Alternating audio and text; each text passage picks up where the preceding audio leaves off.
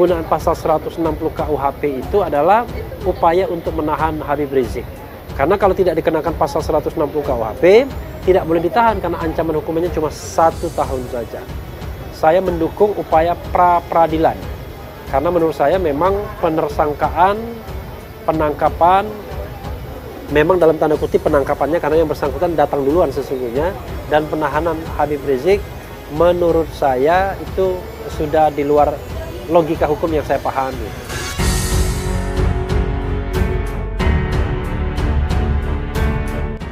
Innalillahi wa inna ilaihi rajiun. Karena kalau kita mendapatkan musibah, mendapatkan hal-hal yang tidak mengenakan, kita harus mengucapkan hal seperti itu karena segala sesuatunya kembali kepada Allah Subhanahu wa taala.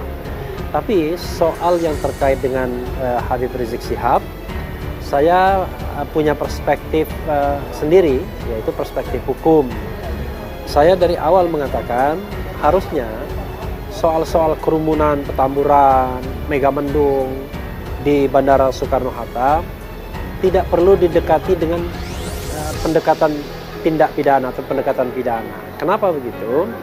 Karena pelanggaran yang dilakukan itu bukan jenis pelanggaran yang berat dari sisi pidana, yang ancaman hukumannya misalnya lebih dari 5 tahun. Kalau digunakan undang-undang tentang kekarantinaan kesehatan, ancaman hukumannya cuma 1 tahun saja. Dan itu pun tidak perlu dikenakan kepada Habib Rizik dan siapapun, termasuk 5 yang lainnya, termasuk juga Ketua Umum FPI Kiai Haji Sobri Lubis. Kenapa begitu? Karena yang paling penting dari kita setelah terjadinya kerumunan adalah bagaimana kita mengatasi dampak atau eksesnya post factum. Kalau memang terjadi klaster baru misalnya, ya itu dulu yang harus kita selesaikan masalahnya. Kalau tidak terjadi ya sudah. Tapi kan ini sepertinya dipaksakan untuk terus didekati melalui tindak pidana. Bahkan Habib Rizik disangka ya dengan pasal lain, yaitu pasal KUHP Kitab Undang-Undang Hukum Pidana pasal 160 dan 216 yang menurut saya tidak pada tempatnya, tidak tepat. Kenapa tidak tepat? Karena pasal 160 itu tentang penghasutan, di mana dampak atau akibat dari penghasutan tersebut ada orang lain itu yang melakukan tindak pidana. Jadi ada kausalitas sebab akibatnya. Nah, dalam konteks ini orang kan akan bertanya, apa hasutannya? Apa yang dihasut oleh Habib Rizik? Lalu siapa yang terhasut?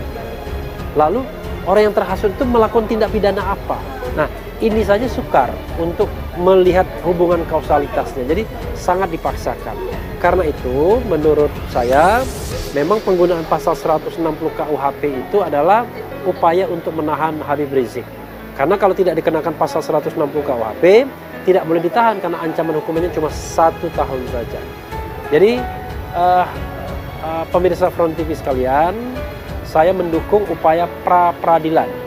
Karena menurut saya memang penersangkaan, penangkapan, memang dalam tanda kutip penangkapannya karena yang bersangkutan datang duluan sesungguhnya, dan penahanan Habib Rizik menurut saya itu sudah di luar logika hukum yang saya pahami. Mudah-mudahan pra-peradilan independen mampu membebaskan Habib Rizik dan menyatakan bahwa proses penersangkaan dan penahanan oleh pihak aparat keamanan, oleh pihak penegak hukum keliru. Mudah-mudahan keadilan, kebenaran tetap tegak di bumi Indonesia yang kita cintai bersama ini.